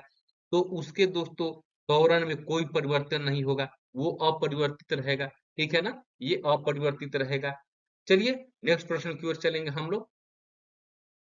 78 नंबर प्रश्न है कि राज्य के लिए एक निर्वाचन याचिका का निर्णय करने का अधिकार किसको है? राज्य को राज्य के लिए एक निर्वाचन याचिका का निर्णय करने का अधिकार किसको है? ये प्रश्न है। ऑप्शन है संसद, उच्चतम न्यायालय, उच्च न्यायालय, चुनाव आयोग। ये 4 ऑप्शन है। चारों ऑप्शनों में से कौन सा सही हो जाएगा? तो राज्य के लिए दोस्तों एक निर्वाचन याचिका का जो निर्णय है ये उच्च न्यायालय का अधिकार है। ठीक है ना, ये उच्च न्यायालय का अधिकार है। तो आप लोग इसको भी देख लीजिएगा। चलिए नेक्स्ट प्रश्न की ओर। 79 प्रश्न है आज का कि किस संविधान संशोधन बिल के द्वारा वोट देने की यानी कि मत देने की जो आयु है 21 वर्ष से घटाकर 18 वर्ष कर दी गई। ये जो दोस्तों ये जितने भी क्वेश्चन आप लोग देख रहे हैं, आप लोग ईमानदारी से अपने दिल पर हाथ रखकर बताइए कि ये कितने आप लोग के लिए महत्वपूर्ण प्रश्न लग रहे हैं। एक एक प्रश्न जो है अपने आप में महत्वपूर्ण है और ऐसे ही महत्वपूर्ण प्रश्नों का जो कलेक्शन जो है आप लोग को इस चैनल पर, इसके ग्लोबल क्लासेस पर आप लोग को उपलब्ध कराया जाता है। तो आप लोग, इसीलिए मैं बोलता हूँ कि आप लोग चैनल पर बने रहिए और जितने भी वीडियो आप लोग के लिए मैं लाता हूँ आप लोग उसको अच्छे से देखिए, अच्छे से उसको लाभ उठाइए उस वीडियो का। तो इस प्रश्न का उत्तर क्या हो जाएगा? इस प्रश्न का उत्तर हो जाएगा ये 61वां संविधान संशोधन था दोस्तों, जिसमें मतदान मत देने की जो आयु है, वोट देने की आयु 21 वर्ष से घटाकर 18 वर्ष कर दी गई। ये प्रश्न का सही जवाब हो जाएगा। चलिए नेक्स्ट प्रश्न की ओर। नेक्स्ट प्रश्न 80 नंबर प्रश्न है आज का कि निम्नलिखित में से कौन सा विषय समवर्ती सूची में है। ठीक है ना, ये समवर्ती सूची की बात की जा रही है। तो तीन सूचियां हैं दोस्तों, ये आप लोग को केंद्र, ये राज्य सूची, केंद्र सूची, समवर्ती सूची। तो ये जो है समवर्ती सूची में कौन सा विषय है, ये प्रश्न पूछा जा रहा है। ठीक है ना, तो समवर्ती सूची में कृषि, शिक्षा, पुलिस, रक्षा, इन चारों में से कौन सा हो जाएगा। तो समवर्ती में दोस्त, यह जो समवर्ती जो हो जाएगा ये बी हो जाएगा। ठीक है ना, समवर्ती का कहने का मतलब ये हो जाता है, तो उसमें राज्य सरकार भी कानून बना सकता है, केंद्र सरकार भी कानून बनाता है, लेकिन सर्वोच्च की अगर बात की जाए, किसका बात जो है वो माना जाता है अधिक, तो वो केंद्र का जो है। अगर कोई नियम बनाया गया राज्य सरकार के द्वारा शिक्षा में, ठीक है ना, केंद्र सरकार के द्वारा भी बनाया जाता है शिक्षा नीति को लेकर। अभी हाल फिलहाल में नई शिक्षा नीति आई है। तो दोस्तों ये समवर्ती सूची में शिक्षा जो है समवर्ती सूची का ही विषय है। ठीक है, तो चलिए नेक्स्ट प्रश्न की ओर चलेंगे हम लोग। नेक्स्ट प्रश्न 81 है कि कंप्यूटर में गणनाएं करने के लिए कौन सा अवयव जो मुख्यतः उत्तरदायी होता है। यानी कि कंप्यूटर में जो गणना करता है कौन सा, ये चार ऑप्शन जो है। रैंडम एक्सेस मेमोरी, यानी कि यहाँ पर रैम हो गया, ये रैम का फुल फॉर्म हो जाता है। ये कंट्रोल यूनिट, यानी कि ये सीयू हो गया। अर्थमेटिक लॉजिक यूनिट, इसको एएलयू हो गया। ये सभी का फुल फॉर्म हो गया। हार्ड डिस्क, इसको एचडी बोलते हैं, ठीक है ना, एचडीडी बोलते हैं। तो random access memory, control unit, arithmetic logic unit. तो दोस्तों कंप्यूटर में जो गणना करने का जो काम है, ये अर्थमेटिक लॉजिक यूनिट के द्वारा किया जाता है। अर्थमेटिक लॉजिक यूनिट के द्वारा किया जाता है ये। ठीक है, चलिए नेक्स्ट प्रश्न की ओर चलेंगे हम लोग। 82 प्रश्न है कि टिकिया या कैप्सूल वाली दवाई की शीशियों में सिलिका जेल का एक छोटा सा पाउच रखा जाता है। किस लिए रखा जाता है दोस्तों, ये कैप्सूल वाली दवाई की शीशियों में सिलिका जेल का एक छोटा सा पाउच रखा जाता है। तो दोस्तों यह जो सिलिका जेल का छोटा पाउच जो रखा जाता है, यह नमी को सोखने के लिए रखा जाता है। किसके लिए रखा जाता है, नमी को सोखने के लिए उसको रखा जाता है। तो इस प्रश्न का डी आंसर हो गया। चलिए नेक्स्ट प्रश्न की ओर चलते हैं। नेक्स्ट प्रश्न 83 प्रश्न है आज का। ये 83वां प्रश्न है आज का कि अखिल भारतीय सेवाओं की सृजन की शक्ति किसे प्राप्त है। अखिल भारतीय सेवाओं की सृजन की शक्ति किसे प्राप्त है। ऑप्शन है उच्चतम न्यायालय, संसद, मंत्रिपरिषद और प्रधानमंत्री। इन चार ऑप्शनों में से कौन सा ऑप्शन सही हो जाएगा। तो दोस्तों अखिल भारतीय सेवाओं के सृजन की शक्ति की अगर बात करें तो यह जो हो जाएगा संसद जो हो जाएगा, बिल्कुल सही जवाब हो जाएगा। ये संसद जो है बिल्कुल सही जवाब हो गया। चलिए नेक्स्ट प्रश्न की ओर चलेंगे हम लोग। 84 नंबर प्रश्न है आज का कि जेनेटिक्स निम्न में से किसका अध्ययन है। जेनेटिक्स में किसका अध्ययन किया जाता है दोस्तों, ये चार ऑप्शन जो है आप लोग के पास दिया गया है। जेनेटिक्स में किसका अध्ययन किया जाता है, तो इन चार ऑप्शनों में से कौन सा ऑप्शन सही हो जाएगा। तो दोस्तों जेनेटिक में ये देखिए यहाँ पर थोड़ा सा ये टाइपिंग करने में गलती हो गया है। ये अनुवांशिकता और विचरण का जो है बात जो है जेनेटिक्स में किया जाता है। ठीक है ना, अनुवांशिकता और विचरण का विकास जो है जेनेटिक्स में किया जाता है। चलिए नेक्स्ट प्रश्न की ओर चलेंगे। नेक्स्ट प्रश्न 18 नंबर 85 है कि पौधों को सबसे अधिक पानी किस मिट्टी में मिलता है। पौधों को सबसे अधिक पानी किस मिट्टी में मिलता है दोस्त, ये चिकनी मिट्टी, पौसू मिट्टी, बलुई मिट्टी, लोम मिट्टी। इन चारों ऑप्शन में से कौन सा सही हो जाएगा। तो इस प्रश्न का जो सही जवाब हो जाएगा, ये जो चिकनी मिट्टी जो है बिल्कुल सही जवाब हो जाएगा। पौधों को सबसे अधिक पानी जो है ये चिकनी मिट्टी, इसका सही जवाब हो गया। 86 नंबर प्रश्न है कि इसरो की मास्टर नियंत्रक सुविधा कहाँ है। इसरो जो है दोस्तों अपने देश का जो ये अंतरिक्ष जो जितने भी कार्यक्रम है ये इसरो के द्वारा किया जाता है। जैसे प्रक्षेपित किया गया चंद्रयान 3, ठीक है ना, अभी हाल फिलहाल में आदित्य L1 किया गया। तो आदित्य L1 चंद्रयान 3 के जितने भी आप लोग को टॉपिक जो है इसरो से दोस्तों, ये बहुत ही महत्वपूर्ण है। और इसके लिए मैं अपने चैनल पर आप लोग को सेपरेट वीडियो बना दिया हूँ। जितने भी महत्वपूर्ण तथ्य है उसको आप लोग को इसी तरह के एमसीक्यू के माध्यम से वहां पर समझा दिया हूँ। कोई प्रश्न वहां पर बाकी नहीं रह जाएगा उन सब वीडियो को देख लेने के बाद में।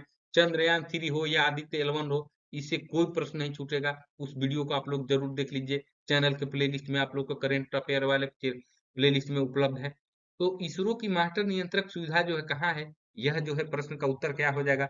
इस प्रश्न का उत्तर जो हो जाएगा ये कर्नाटक हो जाएगा। ठीक है ना, कर्नाटक में ये सुविधा जो है ये इसरो की मास्टर नियंत्रक सुविधा जो है कर्नाटक में है। 87 नंबर प्रश्न है कि हिंद महासागर और लाल सागर को कौन सी जल संधि जोड़ती है? हिंद महासागर और लाल सागर को कौन सी जल संधि जोड़ती है? तो दोस्त मेरे इस प्रश्न का सही जवाब जो हो जाएगा ये हो जाएगा बाब अल मंदेव जो है बिल्कुल सही जवाब हो जाएगा। चलिए नेक्स्ट प्रश्न की ओर चलेंगे। 88 प्रश्न है, आज का 88वां प्रश्न है कि ग्रेमी पुरस्कार किस क्षेत्र में दिया जाता है? ग्रेमी पुरस्कार की यहाँ पर बात की जा रही है दोस्त मेरे। ये ग्रेमी पुरस्कार जो है किस क्षेत्र में दिया जाता है? तो यह जो दिया जाता है संगीत के क्षेत्र में दिया जाता है ग्रेमी पुरस्कार। चलिए नेक्स्ट देखेंगे। 89 प्रश्न है आप लोग का कि अंटार्कटिका में भारत के तृतीय शोध केंद्र का नाम क्या है? अंटार्कटिका में भारत के तृतीय शोध केंद्र का नाम क्या है? ये प्रश्न है दोस्त। तो इस प्रश्न का सही जवाब क्या हो जाएगा? इस प्रश्न का जो सही जवाब हो जाएगा दोस्तों यह हो जाएगा ये भारती हो जाएगा। ठीक है ना? अंटार्कटिका में भारत का तीसरा जो शोध केंद्र है वो भारती हो जाएगा। चलिए नेक्स्ट प्रश्न की ओर चलेंगे। 90 आज का 90 नंबर प्रश्न है कि गुप्त सम्राट जिसने हुनों को ये हुनों को पराजित किया था। गुप्त सम्राट वो कौन था जिसने हुनों को पराजित किया था? तो दोस्तों ऑप्शन है आप लोग के पास समुद्रगुप्त, चंद्रगुप्त द्वितीय, स्कंदगुप्त, रामगुप्त। इन चार ऑप्शनों में से कौन सा सही हो जाएगा? तो दोस्त मेरे यह स्कंदगुप्त जो है बिल्कुल सही जवाब हो जाएगा जिसने हुनों को पराजित किया था। चलिए नेक्स्ट प्रश्न की ओर चलेंगे। नेक्स्ट प्रश्न 91 है कि अफीम के पौधे के किस भाग से हमें मॉर्फिन प्राप्त होता है? यानी कि अफीम के पौधे से जो मॉर्फिन प्राप्त होता है वो किससे प्राप्त होता है? पत्ते से प्राप्त होता है, तना से, छाल से या फल आवरण से? इन चार ऑप्शनों में से कौन सा सही जवाब हो जाएगा? तो दोस्तों मॉर्फिन जो है ये फल आवरण से प्राप्त होता है हम लोगों को। अफीम से जो ये मॉर्फिन जो प्राप्त होता है ये फल आवरण से प्राप्त होता है। चलिए नेक्स्ट प्रश्न की ओर चलेंगे। नेक्स्ट प्रश्न आप लोग को 92 है कि अंतरराष्ट्रीय न्यायालय का मुख्यालय कहाँ है? अंतरराष्ट्रीय न्यायालय का मुख्यालय कहाँ है? बहुत फेमस क्वेश्चन दोस्तों। यह तो एसएससी सीजीएल कह लीजिए, सीएचएसएल कह लीजिए, railway group D, NTPC, railway ALP, Bihar Bihar में बीपीएससी, बीपीएसएससी यानी बिहार दरोगा वाली बात हो गई, बिहार पुलिस हो गई। ये सब में पूछा जा चुका है यह प्रश्न। अंतरराष्ट्रीय न्यायालय का मुख्यालय कहाँ है? बार बार पूछा जाता है। एक लाइन का क्वेश्चन है लेकिन ये पूछ लिया जाता है। तो ये फ्री का 1 नंबर काहे के लिए छोड़िएगा भाई, कोई कंफ्यूजन इसमें मत रखिएगा। अंतरराष्ट्रीय न्यायालय का जो मुख्यालय है ये हेग में है। ठीक है ना? कहाँ पर है? हेग में है। 93 नंबर प्रश्न है आप लोग का आज का 93वां प्रश्न कि फिरोज तुगलक द्वारा स्थापित दार उल सफा क्या था? फिरोज तुगलक द्वारा स्थापित दार उल सफा क्या था? ये दारुल सफा जो है ये बहुत ही महत्वपूर्ण क्वेश्चन है दोस्तों। ये बहुत बार का रिपीटेड क्वेश्चन है, बहुत बार का रिपीटेड क्वेश्चन है। तो दोस्तों दार उल सफा जो है ये फिरोज शाह तुगलक के द्वारा एक खैराती अस्पताल था। क्या था दोस्तों? एक खैराती अस्पताल, यानी खैराती बोले तो निःशुल्क अस्पताल था। इसको भी आप लोग अच्छे से याद रखिएगा। दारुल सफा एक खैराती अस्पताल था। चलिए नेक्स्ट प्रश्न की ओर चलेंगे। 94 प्रश्न है आज का कि थियोसोफिकल सोसाइटी की स्थापना किसने की? थियोसोफिकल सोसाइटी की स्थापना किसने की? ऑप्शन ए है ऑप्शन ए है मैडम एच पी ब्लावेट्स्की, राजा राम मोहन राय, महात्मा गांधी, स्वामी विवेकानंद। तो यह जो ऑप्शन ए जो है बिल्कुल सही जवाब हो जाएगा। Theosophical society madam H P Blavatsky जो है ये बिल्कुल सही जवाब हो जाएगा। चलिए नेक्स्ट प्रश्न की ओर चलेंगे हम लोग। 95 नंबर प्रश्न है कि शताब्दी एक्सप्रेस गाड़ी का नाम किसके शतवार्षिकी को संबोधित करता है? यानी कि अपने देश में जो शताब्दी एक्सप्रेस चलता है वो किसके नाम का शतवार्षिकी को संबोधित करता है दोस्त? यह दोस्तों ये जवाहरलाल नेहरू से ये इन्हीं के शतवार्षिकी को संबोधित करता है। ये गाड़ी जो है शताब्दी एक्सप्रेस। तो 95 का ये ऑप्शन जो है डी बिल्कुल सही जवाब हो जाएगा। चलिए नेक्स्ट प्रश्न की ओर चलेंगे।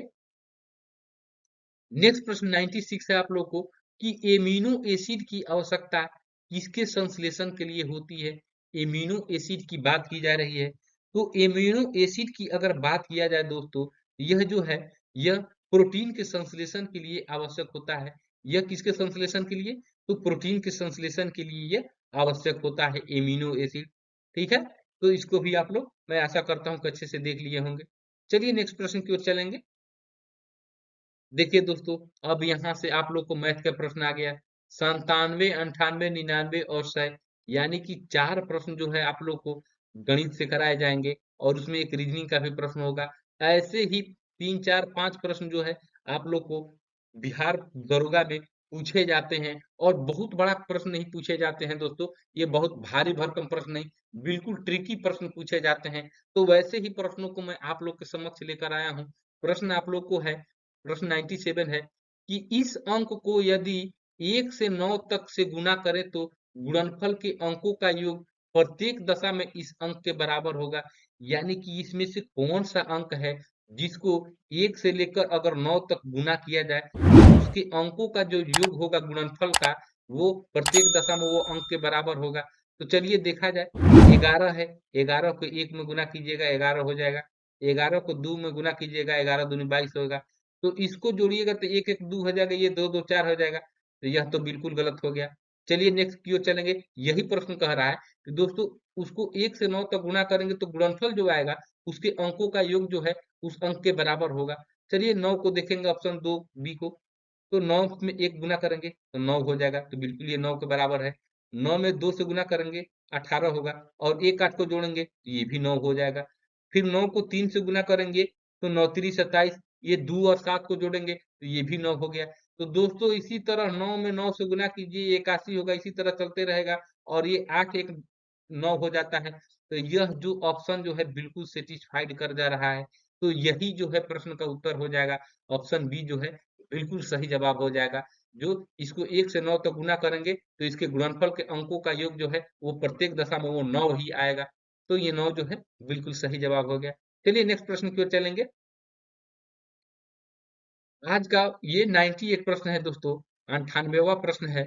इसको आप लोग देखिए क्या प्रश्न कह रहा है। ये भी आप लोग को ये प्रश्न आप लोग को है कि एक घड़ी प्रतिदिन 15 मिनट आगे हो जाती है।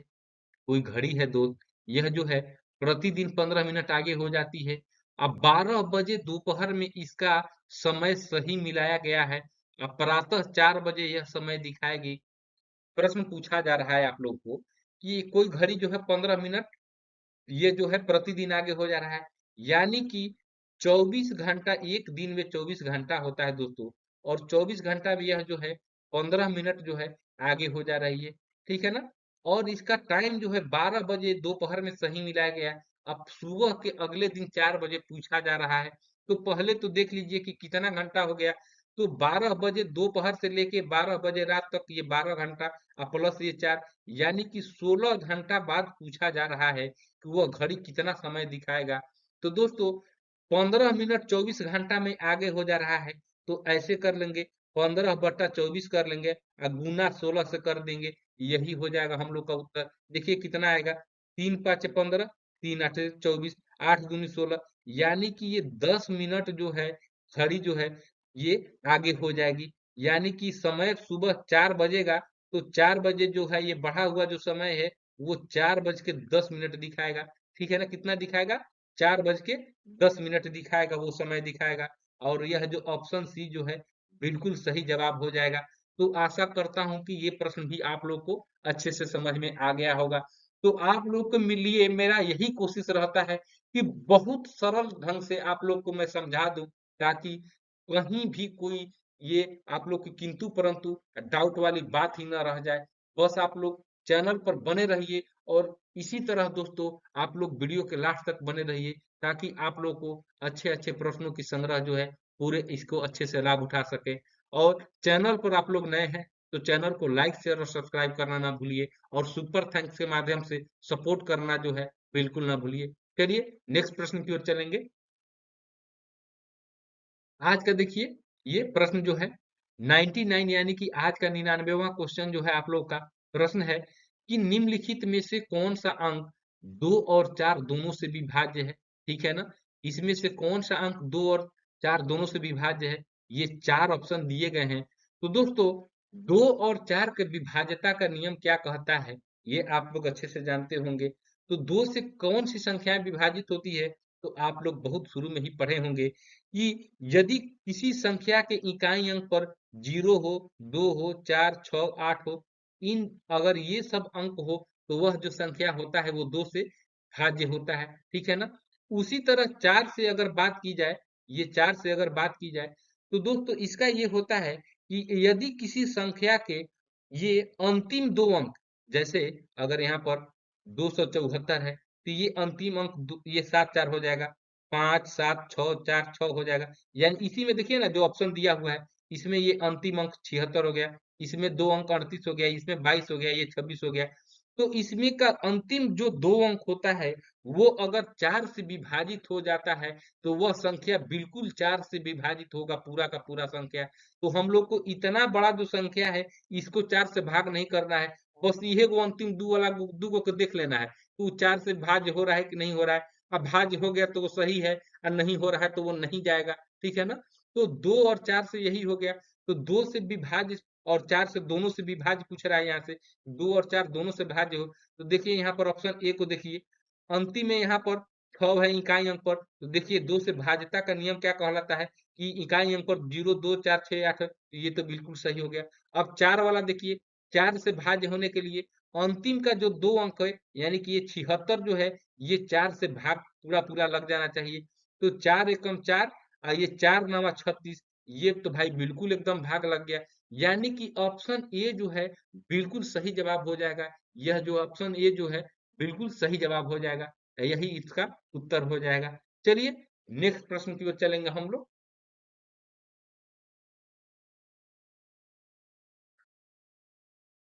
आज का ये 100 प्रश्न है आप लोग का, 100वां प्रश्न है आप लोग का, कि 1 से 19 तक, ये विषम, सॉरी यहाँ पर विषय लिखा गया है, 1 से 19 तक विषम संख्याओं के वर्गों का योगफल क्या है। ये 1 से लेके 19 तक विषम संख्याओं का वर्गों का योगफल कह रहा है। तो दोस्तों विषम संख्या क्या होता है, 1 का स्क्वायर हो गया, 3 का स्क्वायर हो गया, 5 का स्क्वायर हो गया, 7 का स्क्वायर हो गया। इसी तरह दोस्तों आप लोग को 19 के स्क्वायर तक का जो ये पूछ रहा है कि 1 से 19 तक के विषम संख्याओं का वर्गों का योगफल क्या हो जाएगा। तो दोस्तों जितने भी वर्गों का योगफल हो, वो चाहे सम संख्या हो या विषम संख्या हो, उसका फॉर्मूला जो होता है, ये वर्गों का योगफल का फॉर्मूला जो होता है, मैं लिख दे रहा हूँ, वर्गों का योगफल बराबर क्या हो जाता है, क्या हो जाता है दोस्त, ये आप लोग को एन, n+1, n+2 अपॉन 6 हो जाता है। यही ना होता है वर्गों का योगफल। जहां एन क्या होता है, ये अंतिम पद होता है, ठीक है ना, ये अंतिम पद होता है एन। तो एन यहाँ पर क्या हो जाएगा, 19 तक पूछ रहा है, तो 19 यहाँ पर लिख लेंगे, और 19 एक 20 हो जाएगा, इसको लिख लिया। फिर 19 और 2 कितना हो जाएगा, 21 हो जाएगा। अब बट्टा में हो जाएगा 6, और 6 से आप कटा लीजिए, 3 दूनी 6, 3 7 21, 2 से ये 20 कटाइए, 2 दहा 20, यानी कि ये 10 साते 70 और 19 साते 33, यानी कि 133, यानी कि 1330 जो है ये उत्तर होगा। 1 से लेके 19 तक की विषम संख्याओं का वर्गों का योगफल जो है दोस्तों, ये 1330 जो है, ये बिल्कुल सही जवाब हो जाएगा। ऑप्शन में देखिए 1330 कौन है, ये ऑप्शन सी जो है बिल्कुल सही जवाब हो गया, ऑप्शन सी जो है बिल्कुल सही जवाब हो गया। तो आज के दोस्तों 100 महत्वपूर्ण प्रश्नों को आप लोग के लिए मैं उपलब्ध करा चुका हूं, और बहुत ही शानदार प्रश्नों का संग्रह था दोस्तों। तो आज का क्लास आप लोग को कैसा लगा, इसको आप लोग कमेंट बॉक्स में जरूर लिखिएगा, और कितने प्रश्नों का जवाब आप लोगों ने सही किया, इसको अवश्य आप लोग शेयर कीजिए, ताकि मुझे भी पता चले कि आप लोग की तैयारी कैसी चल रही है। तो आज क्या होमवर्क का आप लोग को क्वेश्चन आप लोग के लिए मैं दे रहा हूँ। आज का होमवर्क प्रश्न है, अब यहाँ पर आप लोग के लिए ये होमवर्क प्रश्न हो गया कि सबसे छोटी विषम संयुक्त संख्या है, सबसे छोटी विषम संयुक्त संख्या कौन सी है दोस्तों। तो ऑप्शन है आप लोग के पास 9, 1, 3 और 5। ये चार ऑप्शन जो है, यहाँ पर छोटी विषम संयुक्त संख्या पूछ रहे हैं, न कि सिर्फ विषम पूछ रहे हैं। तो आप लोग इसको अच्छे से ध्यान दीजिएगा, बहुत ही ट्रिकी क्वेश्चन है, बहुत छोटा सा क्वेश्चन है। आप लोग इसका जवाब कमेंट बॉक्स में अवश्य दीजिएगा। तो दोस्तों आज का जो वीडियो है यहीं पर समाप्त होता है, आज के शानदार क्लास जो है यहीं पर समाप्त होता है। और एक और नया प्रैक्टिस सेट आप लोग को बिहार दरोगा के लिए, यानी कि अभी तक ये दूसरा प्रैक्टिस सेट था, इसके पहले एक प्रैक्टिस सेट आप लोग के लिए मैं उपलब्ध करा चुका हूँ, ये दूसरा प्रैक्टिस सेट है। तो आप लोग के लिए लगातार जो है 17 दिसंबर से परीक्षा शुरुआत होने, 17 दिसंबर को परीक्षा जो है ये होगा, तो 16 दिसंबर तक लगातार आप लोग को इसी तरह प्रैक्टिस सेट जो है उपलब्ध मैं इस चैनल पर कराते रहूंगा, इसके ग्लोबल क्लासेस पर, और एकदम टॉप लेवल के कंटेंट के साथ। कोई कंटेंट में समझौता नहीं। तो दोस्त, आप लोग के लिए बस आज के लिए इतना ही, और आप लोग को आशा करता हूं कि आप लोग जो है आज के क्लास को काफी एंजॉय किए होंगे, और अगले एक और शानदार वीडियो लेकर मैं आप लोग के समक्ष उपस्थित होऊंगा। तब तक के लिए दोस्तों, जय हिंद।